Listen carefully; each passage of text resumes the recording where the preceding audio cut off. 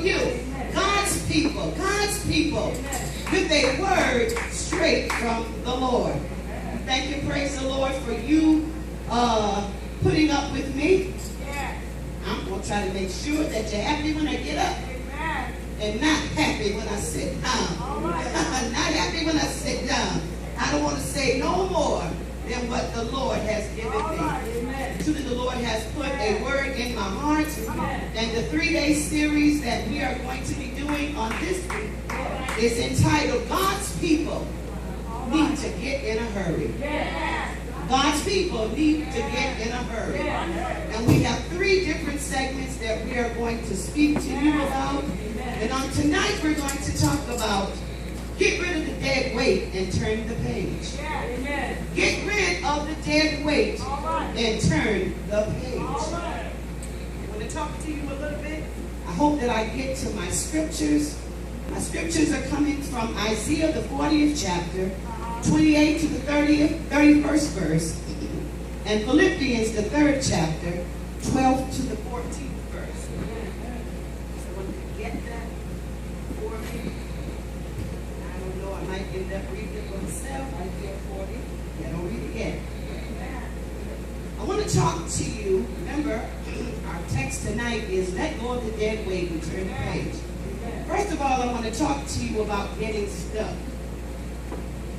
The definition of stuck is to be held in an immovable position, to become blocked, positioned in place, frozen or obstructed. People get stuck in a variety of ways. When there's tragedies and things that happen in people's lives, they have the tendency, if they don't go through it the proper way, of getting stuck. Different people go through divorces. And sometimes when they go through the divorces, because they don't get the closure that they need to get, they get stuck. How do you know they're stuck? Because 10, 15, 25 years later, they still talking about what John did to them. They still talking about what Mary did to them. They still talking about you can't trust men. They still talking about you can't trust women. They still cannot have a productive relationship with anyone because somewhere through that divorce, they got stuck. Another situation that people can get stuck in, they can get stuck in time. And when you get stuck in time, you become so obsessed with yourself personally that you can't grow up. You ever heard the word cougar? And you heard the word sugar daddy? Those are people that somewhere down the line got stuck. What does a woman 70 years old want with a man 35 years old? She got stuck. I don't care how good you look on the outside, how high your breasts may stand up, how tight your hips may be. 70 is 70. You can look like Lola Falana. You can look like Hulk Hogan. Hulk Hogan or whatever his name is. 70 is 70. You can look good on the outside. You can have beautiful legs. You can have beautiful arms. You can be 102 pounds. 70 is 70. On the inside, a 70-year-old body and a 22-year-old body is doing different things. They both may look the same on the outside, but on the inside, there's some creaky wheels going on. But some people are so obsessed with that age position of when they were 22, they get stuck. And they go around seeking things that they shouldn't be seeking. They go around trying to prove something that they have no need to prove. And because they got stuck, they can't move forward in a graceful manner. There ain't nothing wrong with looking good. There's nothing wrong with being fit. There's nothing wrong with getting healthy. But your common sense tells you in maturity, grow old gracefully. Be your age. But when you get stuck in time, I want to be aging. And Josh want to be Corey. That's crazy. That's crazy. Somebody got stuck somewhere. Another way of getting stuck is people get stuck in offenses. Somebody offended you 25 years ago and you yet can't get over it. How do I know you didn't get over it? Because 10 years later you still talking about the same thing. You immobilize in that situation because you got stuck. You got stuck and your mind can only go so far because you can't get over that offense. Every time somebody talk about something that sounds like what you went through, you feel that pain all over again. Now I know that when you got cut, if you ever touch that sore, you feel it. But I'm talking about getting so absorbed in it that you relive it over and over again. You're stuck. You are stuck. Sometimes in the world they call it getting stuck in the mud. You ever heard of a tar baby? Well, the story about the tar baby was in the tar pit. The tar baby fell in there and got so stuck up with tar that everything he touched, he got stuck to it. And that's how some of us are even in the church. We get so stuck that everything that we hear, we can't let it go. Everything that we see, we can't let it go. And when you continue on and it gets stuck over and over and over, it does something to you spiritually. It does something to you spiritually. The worst way a person can get stuck is in the spirit of fear. Fear can immobilize you. You can be so afraid of what people think about you and what people say about you and how folks look at you and their opinion of you that you can get stuck. Ain't nothing wrong with telling somebody whether you like or don't like their hair or don't like their outfit. But if I change my disposition every time somebody says something to me, I'm stuck. I have a fear of not pleasing you. I have a fear of not pleasing you. I have a fear that you're not going to accept me because I'm stuck. Somebody that's stuck in fear, a person can easily lead you all kind of ways. That person that said, well, Sister Shirley, I don't think you need to preach. I think you need to teach because preaching is a little bit too high for you. And then I say, yes, sir. Well, yes, ma'am. That's what she said. I can't do that because Sister so-and-so. Stop! I'm stuck! If I can't wear my hair the way I want to wear because all y'all got opinion, I be changing wigs every day. Stop!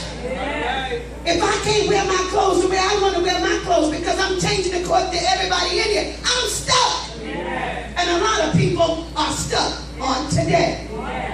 The worst thing about being stuck is that you are immobilized so much you can't move. You can go a little bit like this, but there's no forward movement. You ain't going back. You ain't going down. You ain't going sideways because you are immobilized. Something is blocking your way because you're stuck. And when you are stuck, it affects you so much spiritually until after a while you get stagnated. You get stagnated. You ain't growing in the church. You don't want to do nothing extra. You don't want to run no prayer groups. You don't want to take up the offering. You don't want to sing no song. You don't want to preach the word. You don't want to get in the choir. You don't want to teach the Sunday school. You don't even want to open the door because you are stuck. And sometimes a lot of this stuckness happens in the mind. The enemy plays a game in our mind. Sometimes ain't nobody bothering you but you yourself. All that messes up in your head. Stuck. And when you get stuck for so long, things become a dead weight. Those offenses become a weight. You got a sandbag on this side. Those fears become a weight. And you got a sandbag on that side. The fact that I can't get over that pain that I endured 25 years ago, it becomes a weight. And it stays on this side. After a while, as we are running this race for Christ, you yet saved, but you're moving like this. You're moving like this. The Bible lets us know that we're supposed to run this race with patience. It didn't say walk. It didn't say skip. It said run this race with patience. Situations in life we're all going to go through. Trials and tribulations are going to come. But we have to run this race. Meaning that there is an urgency. An urgency that's supposed to be in the spirit of a saint, letting us know that time is not as long as it once was. We heard when we were young kids, time is winding up. Well, if you push for 20-something years, don't you know that time is closer now than it was back then? It is closer now than it was back then. But with all those dead weights, it makes it too hard to run that race. Every time you lift up your foot, you can't hardly lift it up because you're stuck. This leg is too heavy. That leg is too heavy. This arm is too heavy. Too heavy to even open up your eyes. Too heavy to even open up your mouth until the devil makes you think everything is all right. He begins to tell the saints, it's all right. You got time. They don't like you, no, huh?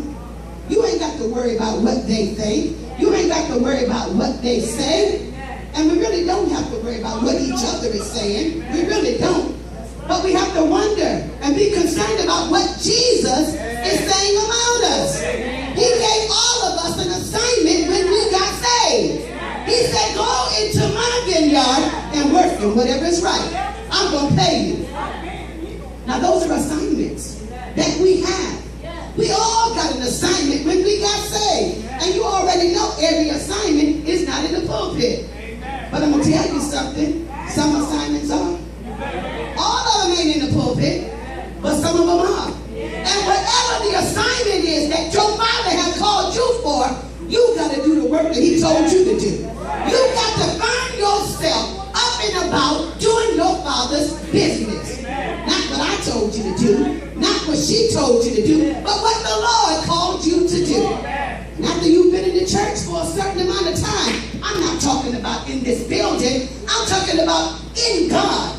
Because when he comes to dwell on the inside of us, we are the church. And after he's been in you for some time, he begins to talk to you. He talks to all his children.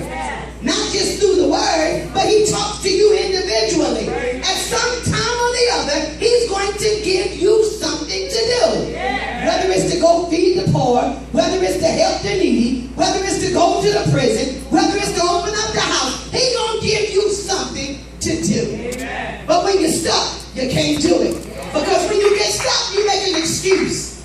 When you get stuck, you say, oh, let John do it. When you get stuck, you say, oh, let Mary do it. When you get stuck, you say, oh, let the pastor do it. Because you're stuck. That stuckness begins to take over your whole system. Until whether you believe it or not, you are dying spiritually. But I can hear the Spirit of the Lord saying, drop that dead weight.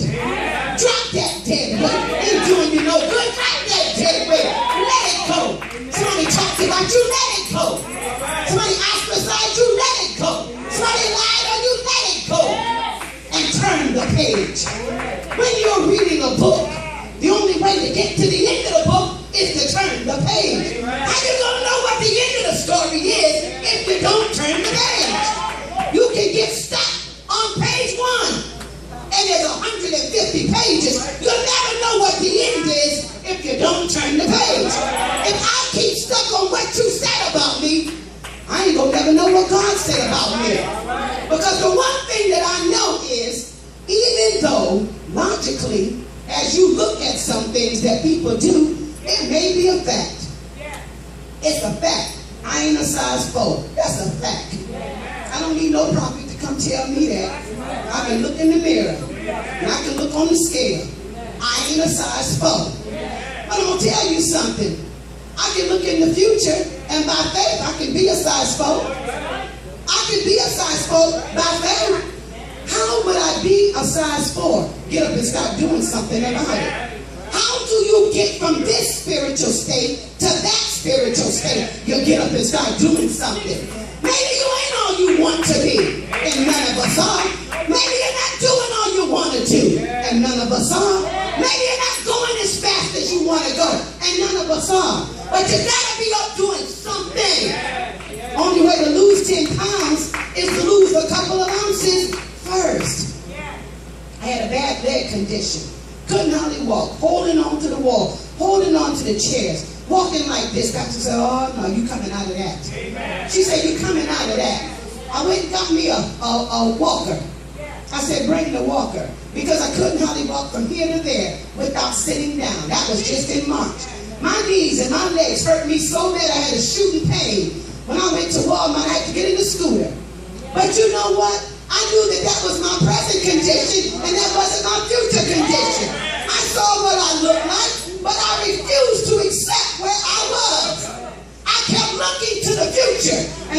see myself then. I see myself walking. I see myself running. I see myself shouting. And by faith, I began to get up. I could only do it a little bit. I could only do it a couple of steps. But all that I could do, I did. I went out and bought me a cane, and I wasn't ashamed. I leaned on it. I held on to people. But as you can see now, I don't need to do that. As you can see now, I don't need to do that. I'm walking better and better and better.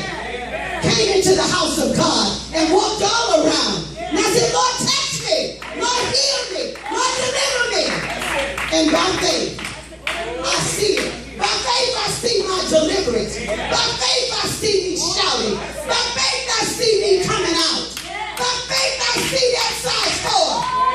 In the name of Jesus. And we got to do the same thing in the spirit. We got to see ourselves as God sees us. We can't see ourselves as man sees us. What is man that we should be mindful of what they think? What is man that we should be mindful of what they say? We have to understand that the grace of God covers us. And when God looks at us, he don't see what we're doing. When he looks at us, he don't see that old dust. When he looks at us, he sees the blood of his son that covers us. Otherwise, he wouldn't be able to look at us. Otherwise, I said, he wouldn't be able to look at us. Because God frowns on sin. He frowns on unrighteousness. But when we accept Jesus, and we are in that process, we're not what we used to be. But I can tell you what, we're not what we're going to be. In a race. We're in a race. And when you're in a race, there's highs and lows. There's highs and lows when you're in a race. There's bends and there's turns when you're in a race. When you're in a race, you're going to do some sweating. When you're in a race, you might do some stumbling. When you're in a race, you got to do some resting. But you are yet in a race. But if you get stuck where you are, and if you get stuck with what you see, you'll never go forward. If you get stuck with the here and now, you'll never get to the there, by and by.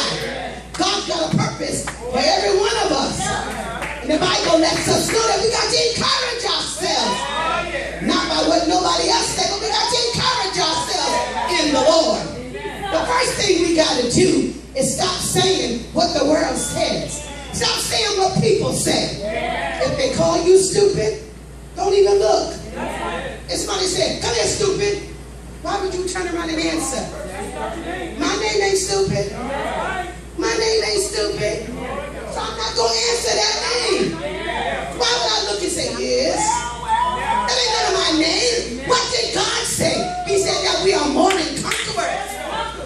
He said, he didn't just say we are conquerors. He said we are more than conquerors. Through Christ. That strengthens us. We are more than conquerors. He said we're the first and not the last. We're the head and not the tail. So if you call me tail, I ain't going to answer you. I ain't going to answer you. I'm going to look around and see what you're talking about. Because I know you ain't talking about me. So we ought not to identify with the stupid lies that the devil tells. Don't even give him no time. Don't even give him no momentum. Say, you ain't talking to me. I'm on my way somewhere. Where are we on our way to? We on our way to heaven. Sister Lena, would you read Isaiah, the 40th chapter? Isaiah 40, starting at the 28th verse. Hast thou not known, hast thou not heard, that the everlasting God, the Lord, the creator of the ends of the earth, fainteth not, neither is weary. There is no searching of his understanding. He giveth power to the faint, and to them that have no might he increases strength. Even the youth shall faint and be weary, and the young men shall utterly fall. But they that wait upon the Lord shall renew their strength. They shall mount up on wings as eagles. They shall run and not be weary, and they shall walk and not faint. I'm going to tell you a little bit about that. As I was studying that, I was reading, he giveth power to the faint, and to them that have no might, he increases strength. In our trials and tribulations, we ain't got nobody to look up to but Jesus.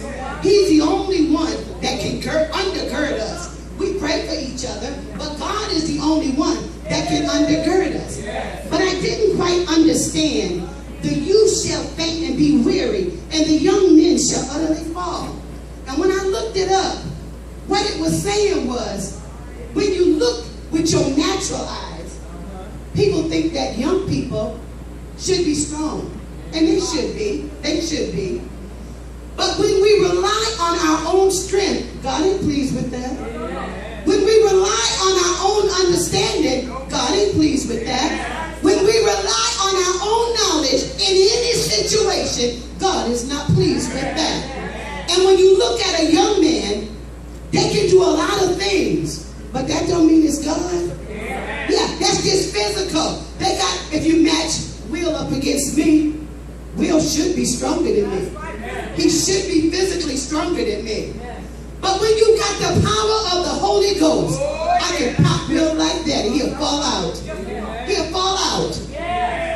How do we know? Go back to David and Goliath. David came up against Goliath with just a stone. Goliath came up against him with all his might, all his strength, all his armor. He was known for knocking people out. And compared to David, you would have thought, Goliath would have messed him up easy.